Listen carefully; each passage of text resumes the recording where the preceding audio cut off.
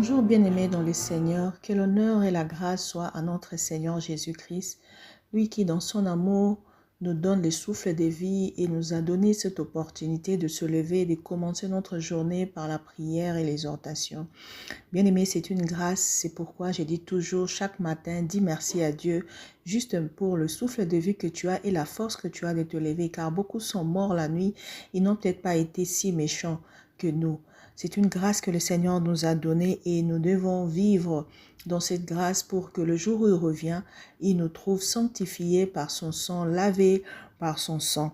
Bien-aimés, nous allons partager aujourd'hui dans le livre de Tite, le chapitre 1, nous allons lire à partir de verset 5 jusqu'au 10e verset. Je lis au nom de Jésus. Je t'ai laissé en Crète, afin que tu mettes en ordre ce qui est resté à régler, et que selon mes instructions, tu établisses des anciens dans chaque ville. Si s'y trouve quelque homme irréprochable, mari d'une seule femme, ayant des enfants fidèles, qui ne soit ni accusé de débauche, ni de rebelle, car il faut que l'évêque soit irréprochable comme économe de Dieu, qui ne soit ni arrogant, ni colérique, ni adonné au vin, ni violent, ni porté à un gain honteux, mais qui soit hospitalier, ami des gens de bien, modéré, juste, saint, tempérant, attaché à la vraie parole telle qu'elle a été enseignée, afin d'être capable d'exhorter selon la sainte doctrine et de réfuter les contradicteurs. Il y a en effet surtout parmi les circoncis beaucoup de gens rebelles, de vains discoureurs et des séducteurs auxquels il faut fermer la bouche.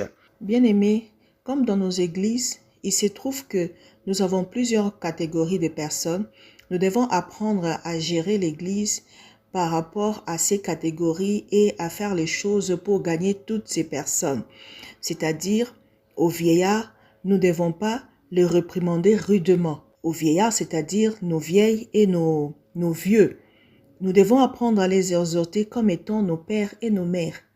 Et puis, nous devons aussi exhorter les femmes âgées comme étant nos mères et celles qui sont jeunes comme étant nos jeunes frères ou nos jeunes sœurs, afin de les ramener tous à la pureté.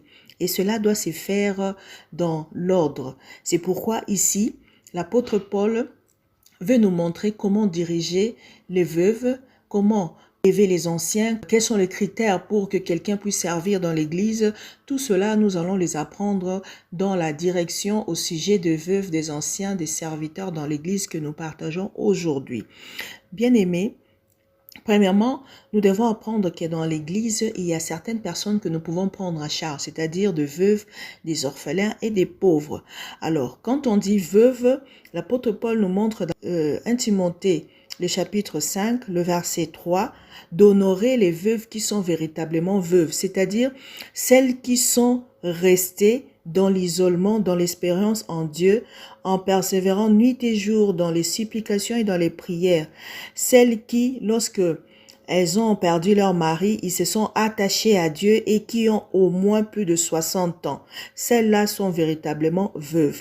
Mais celle qui vit dans les plaisirs, elle est morte quoique vivante, parce que lorsque elles prennent l'engagement de servir Dieu et que dans leur chair, les sentiments, les désirs de charnel se lèvent, elles sont facilement déroutées de leur route, de leur engagement de servir Dieu.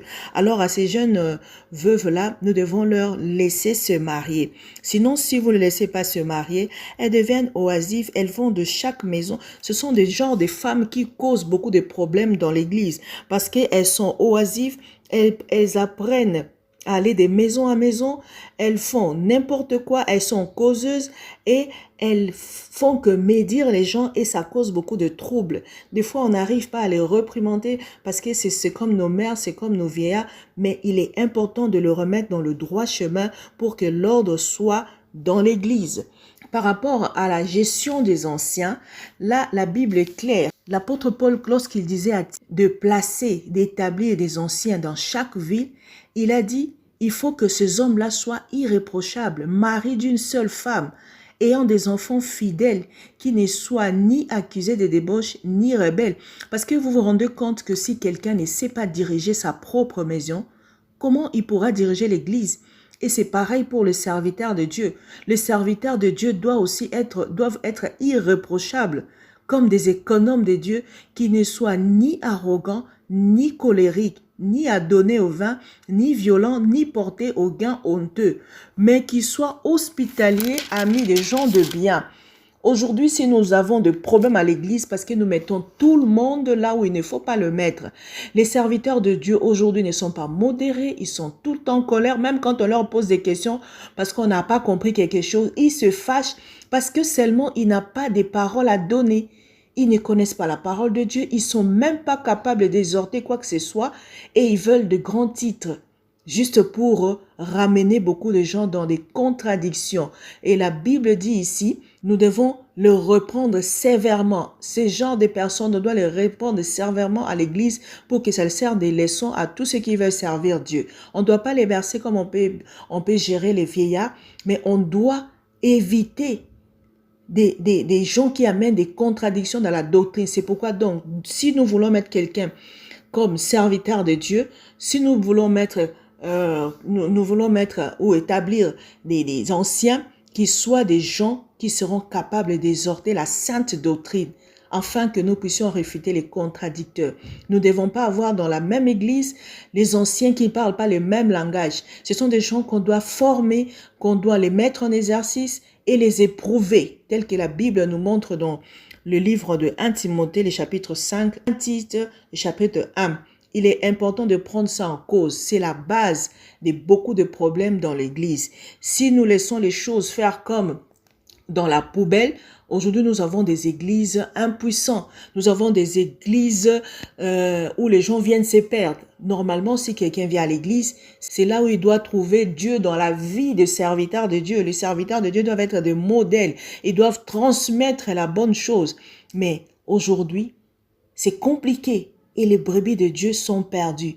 Bien-aimés, nous devons savoir que ce n'est pas dans la maison de Dieu que nous venons blaguer. Nous devons, si nous voulons blaguer, alors exerçons tout ce qu'on veut comme science ou comme ministère dans n'importe quel ministère. Pas dans la maison de Dieu. Parce que dans la maison de Dieu, nous avons besoin de témoignages qui sont vrais. Nous avons besoin de gens qui ne travaillent pas pour leur ventre. Mais nous avons besoin de gens, même quand ils font du mal, si on le reprend, ils ne seront pas froissés. Parce qu'ils connaissent la parole de Dieu.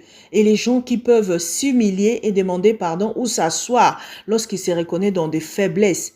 C'est pourquoi ici, l'apôtre Paul était en train de dire à Tite, dans Tite 1,13, il dit, c'est pourquoi reprends-les sévèrement afin qu'ils aient une foi sainte et qu'ils ne s'attachent pas à des fables judaïques et à des commandements d'hommes qui se détournent de la vérité. Parce que si déjà la tête est pourrie, il va entraîner. Vous voyez quelqu'un que vous avez placé un ancien quelque part, s'il n'a pas la doctrine, si lui-même il n'a pas la foi sainte, qu'est-ce qu'il va transmettre? Il va transmettre des fables, il va transmettre des commandements d'hommes, il va transmettre la culture du pays au lieu de parler de la vérité. Il va détourner les gens de la vérité.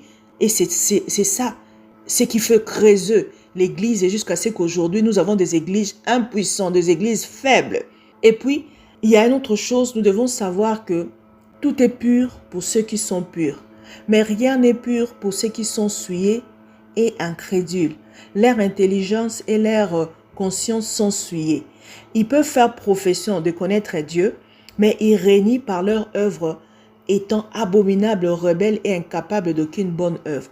Ils peuvent régner la foi juste par les œuvres. C'est pourquoi aujourd'hui, le temps que nous sommes là, ce n'est pas un temps où nous devons regarder beaucoup plus de miracles parce que le diable a répandu les miracles des prodiges à ses enfants. Nous avons besoin de regarder beaucoup plus aux fruits que les anciens, les serviteurs de Dieu portent parce que les fruits de l'esprit sont palpables et sont visibles. Si quelqu'un n'a pas des fruits de l'esprit, donc il n'a pas l'esprit de Dieu. La Bible nous dit marchez selon l'esprit et vous n'accomplirez pas les œuvres du diable. Alors regardons beaucoup plus aux fruits que nos serviteurs portent, les frères et sœurs portent, avant de le donner, de les établir dans les églises, avant de leur donner des charges quelconques. C'est très, très important, afin que nous ayons des églises puissantes, des églises des saints, là où règne l'harmonie, là où les gens viennent pour être bénis et non pas pour être maudits ni désorientés. Nous devons rester dans la Bible, nous devons rester dans le fondement des apôtres et que le Seigneur nous vienne en aide. Nous allons prier au nom de Jésus-Christ. Éternel Dieu Tout-Puissant, je te bénis de ce que tu es bon. Je te bénis de ce que c'est toi qui nous montre le chemin, c'est toi qui nous montre comment gérer le membre de l'Église.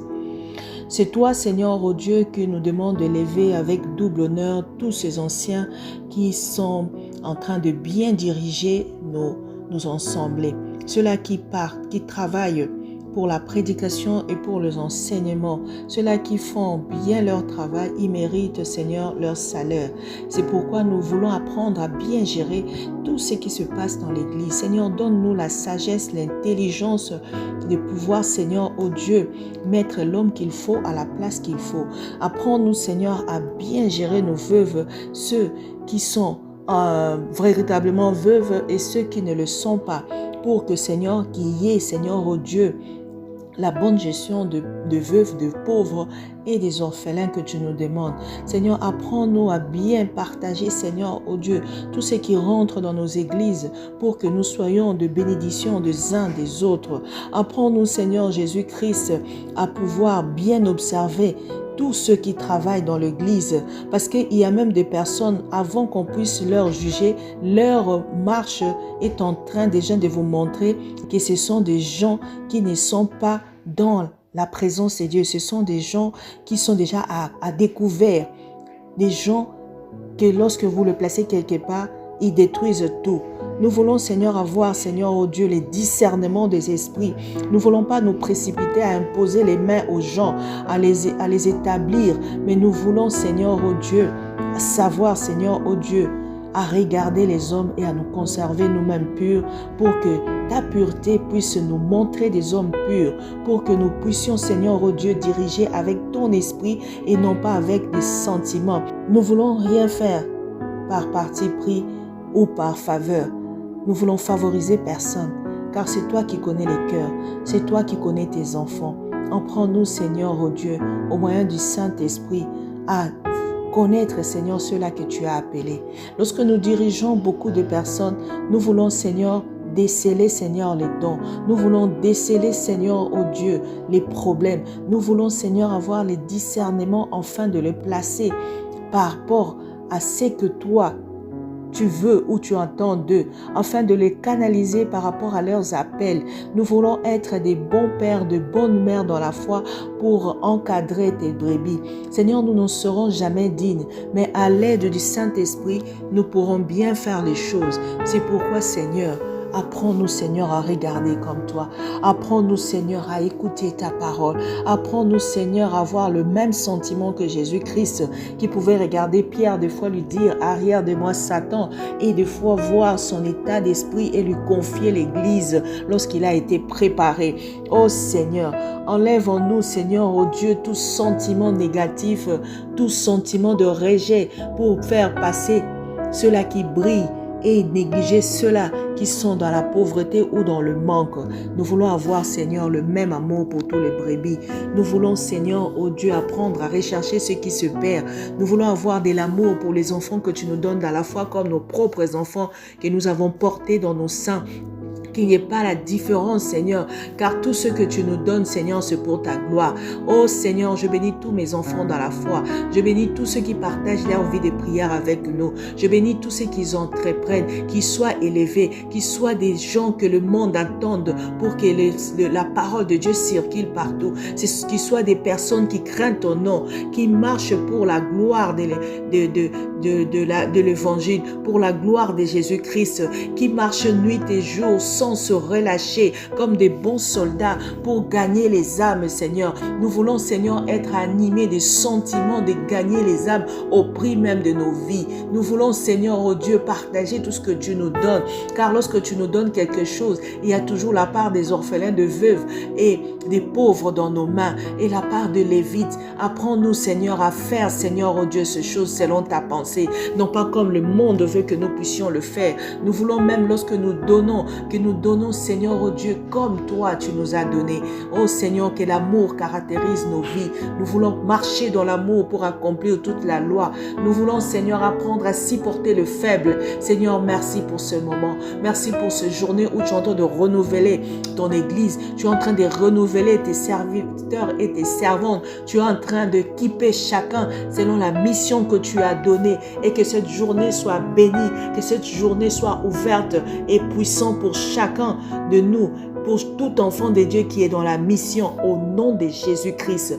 Que les bénédictions du ciel puissent descendre à chaque personne et que tout le monde soit capable de nourrir, de donner, Seigneur, ce qui est spirituel et physique au nom de Jésus-Christ. Et que la journée soit bénie à chacun. Que tout le fléau de la terre ne nous ébranle pas, car elles ne sont pas là pour nous.